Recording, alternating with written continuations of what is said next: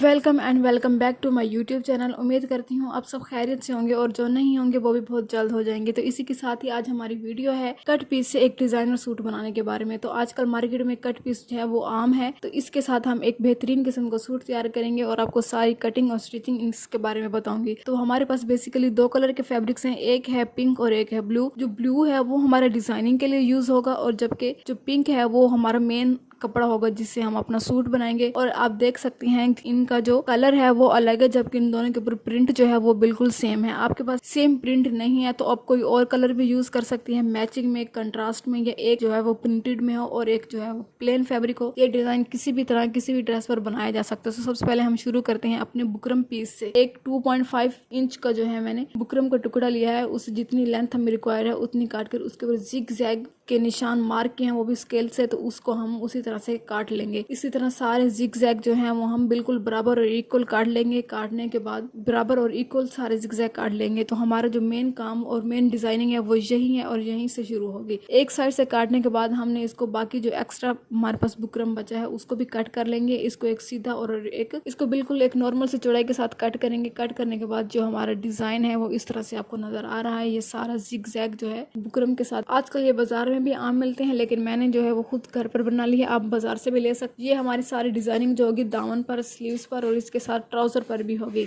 तो अब हम शुरू करते हैं कि इसको पेस्ट कैसे करना है। सबसे पहले हम अपना दामन जो है अपनी विड्थ के अकॉर्डिंग उसको कट कर लेंगे हैं। बाकी पीसेस भी मैंने इसी तरह से कट कर लिए हैं जी। कट करने के बाद इसके बिल्कुल दामन वाली साइड पर हल्की सी हमने सिलाई का कपड़ा छोड़कर बाकी इसको हम आयरन के साथ इसको पेस्ट कर देंगे, ऐसे जैसे मैंने आपको दिखाया है। पेस्ट करने के बाद ये कुछ इस तरह से दिखेगा। इसको हम दरमियान जो हमारे पास जिग जैग के दरमियान जो एक जगह बची है उससे हम कट कर लेंगे ताकि हमें इसको मोड़ने में और स्टिच करने में आसानी हो। सारे खानों को इस तरह कट करने के बाद जो हमारा फैब्रिक है वो इसको सिलाई करने में और मोड़ने में जो है इससे आसानी होगी। अब हम इस काम को करना कैसे है, इस तरह से इसके ऊपर सिलाई लगानी है मोड़कर, अपने कॉर्नर्स को शार्प बनाना है। और ये होगा कैसे, इसके नीचे पीसेस जो होते हैं वो कट पीस पे छोटे छोटे होते हैं। इनकी लेंथ हमारी जो होती है शर्ट की पूरी नहीं होती है, तो मेन फैब्रिक के ऊपर हमने बनाकर बाकी जितने भी हमें शर्ट की लेंथ चाहिए होगी वो हम ब्लू फैब्रिक में से निकालेंगे। इस तरह मैं आपको दिखा देती हूँ। इस तरह से इसको पेस्ट करने के बाद इसके ऊपर सिलाई करेंगे। हमारी लेंथ जितनी भी कम होगी वो बाकी वो हम लेंगे इस तरह से ब्लू फैब्रिक में से। मैं आपको स्टिच करके भी दिखाती हूँ। हमने कॉर्नर्स जो है बनाने के बाद जब हम इसको सिलाई करेंगे, अच्छा मैंने इसके ऊपर एक कच्ची सिलाई लगा ली है ताकि हमारा जो नीचे वाला फैब्रिक है वो आगे पीछे ना हो और बिल्कुल सफाई और सीधा बने। तो ये देखें, इसको बनाने के बाद आपने जो एक बात ध्यान रखनी है, जो सबसे पहले इसके कॉर्नर्स हैं वो बिल्कुल शार्प और नोकदार बनाने हैं।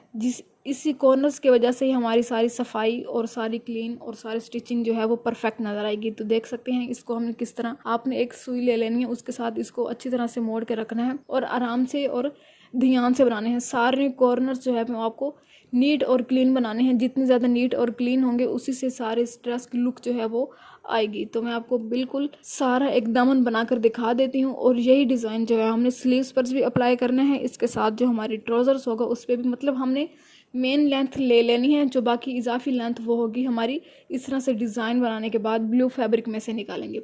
तो इस तरह से हमारी जो है एक तो हमारी लेंथ पूरी हो जाएगी ड्रेस की, और ऊपर से ये जो हमारा जॉइंट इसमें आ रहा होगा वो इस तरह से डिज़ाइन और स्टाइल होके नज़र आएगा। तो देखें मैंने कच्ची सिलाई इसमें से निकाल ली है और इसके बाद ये देखिए हमारा फिनिश होने के बाद इस तरह से हमारा दामन नज़र आ रहा है।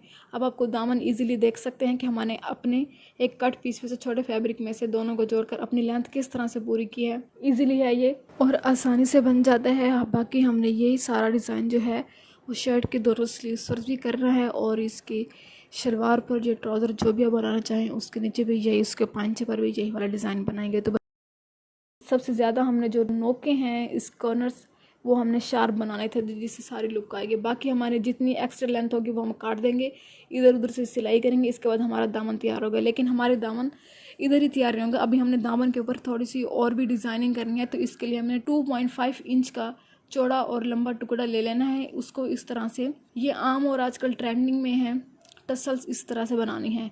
मैं आपको दिखा दे, बनाने के बाद इसके ऊपर कच्ची सिलाई लगाएंगे और इस तरह से बहुत सारी बना लेंगे। एक और मैं आपको बना के दिखाती हूँ। सबसे पहले फैब्रिक को इस तरह से मोड़ना है, एक तिकोना बन जाएगा। तिकोना मोड़ने के बाद उसके दोनों साइड्स को अंदर आगे पीछे मोड़ने के बाद इस तरह से कच्ची सिलाई लगा लेंगे। कच्ची सिलाई लगाने के बाद आप देखिए हमारी सारी जो टसल्स है वो बन के तैयार हो जाएंगी। इस टसल्स के साथ हमने एक और चीज़ भी बनानी है, वो है डोरी वाली, कपड़े की डोरी जो मैंने पहले से निकाल के रखी हुई है।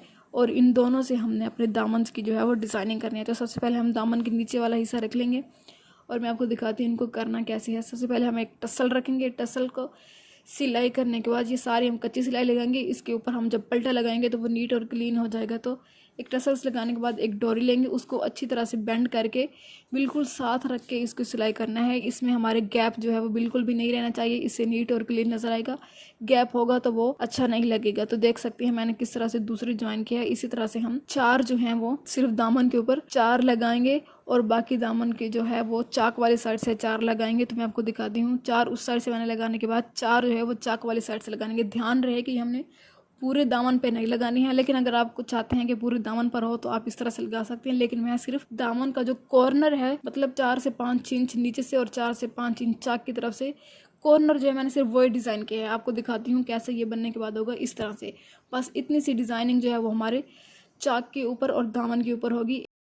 ऐसे मैं आपको खोल के दिखाती हूँ, अगर आपको समझ नहीं आ रही है तो। कॉर्नर बनेगा सिर्फ दामन का। देखिए कितना प्यारा और अच्छा लग रहा है देखने में। इसके साथ जो हमारे स्लीव्स हैं उसके ऊपर मैंने थोड़ा थोड़ा खुला करके लगा दिया है ताकि वो अच्छा लगे।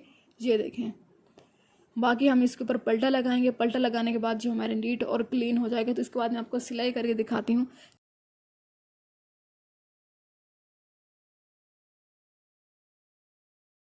ये देखें, सबसे पहले मैं आपको अपनी शलवार दिखा देती हूँ। ये शलवार जो है मैंने फर्शी शलवार बनाई है और इसके ऊपर भी मैंने जितनी मेरी शलवार में से लेंथ कम थी वो मैंने इस तरह से नीचे ब्लू फैब्रिक लगा के उसको अपनी लेंथ को पूरा किया है। तो ये देख सकते हैं सबसे लास्ट वाली जो हमारी स्लिट है वो 2 इंच की है। बाकी नॉर्मल स्लिट जो है 5-5 मैंने डाली हैं लेफ्ट और राइट से। बाकी जो हम पॉइंट्स मैं आपको दिखा दी। तो बुकरम जो है मैंने शलवार के ऊपर पेस्ट नहीं किया है, बल्कि उस पल्टे वाले साइड से पेस्ट किया है जो अंदर की तरफ मुड़ेगा हमारा कपड़ा। और आप देख सकते हैं ये शलवार कितनी नीट क्लीन और एस्थेटिक सी लग रही है।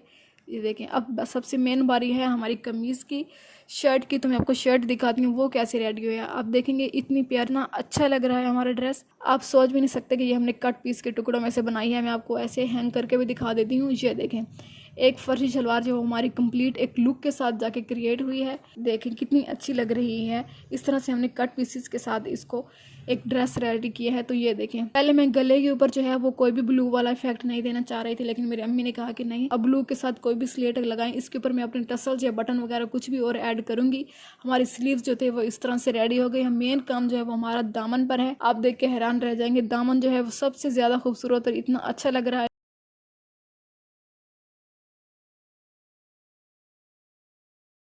सारी ड्रेस की लुक जो है ना वो सिर्फ दामन की वजह से चेंज हो गई है। और तो और दामन के जो कॉर्नर्स हैं वो उनसे भी ज़्यादा शानदार लग रहे हैं। देख सकते हैं आप, सारी ड्रेस की लुक जो है वो कॉर्नर्स की वजह से चेंज हो गई है। जबकि नीचे वाली साइड जो थी उसको मैंने अच्छी तरह से बारीक तुरपाई करके इस तरह से बंद कर दी है। आप चाहें तो इसको ओवरलॉक करके भी छोड़ सकते हैं, लेकिन ओवरलॉक करने के बाद ये ज़्यादा विजिबल होगा तो मैंने तो इसके ऊपर तुरपाई कर दी है। अच्छा, बैक साइड पर मैंने डिज़ाइन नहीं बनाया है। ये अगर कस्टमर का सूट होता तो मैं यकीनन इसके बैक साइड पर भी ऐसे ही डिज़ाइन बनाती, लेकिन ये मेरा अपना सूट था तो मैंने इसको छोड़ दिया है। वक्त और मेहनत दोनों बचा दिए हैं। जबकि जो मेरा जॉइंट था वो ऊपर कंधे की तरफ जाकर मैंने सिंपल सिलाई के साथ लगा दिया है। जबकि नीचे से नीट और क्लीन ये नज़र आ रहा है आपको। साथ में ये शलवार भी है।